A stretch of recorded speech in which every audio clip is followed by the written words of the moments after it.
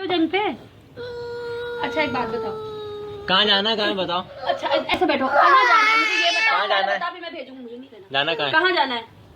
जंग पे। जंग पे? किसके साथ जंग हो रही है?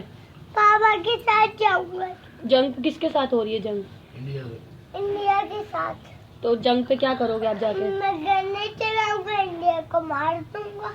तो आप तो छोटे हो अभी, तो छोटे हो ना बेटा, तो अभी नहीं जा सकते आप आप। बड़े हो गए ना, तो आप जंग पे जाना, आप जब आर्मी में जाओगे तो।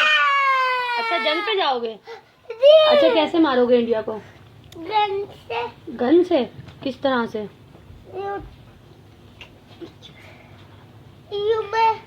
मैं चलाऊंगा। और ब्लास्ट करोगे? क्या? प्लेन में जाओगे? कैसे जाओगे? प्लेन। आप हो तो कौन? अभी तो आर्मी वहाँ होती है ना, बच्चों को इधर भेज देती है। आर्मी हो आप? अच्छा कौन से पायलट हो? फाइटर। फाइटर पायलट हो। चलो आपको अभी जंग पे भेजते हैं। तो अभी आप छोटे हो, नहीं जा बोलो सकते। गवर्नमेंट ऑफ पाकिस्तान मुझे जंग पे भेजो। गवर्नमेंट पाकिस्तान मुझे जंग पे। मैं इंडिया को मार गिराऊंगा। मैं इंडिया को मार के रहूंगा।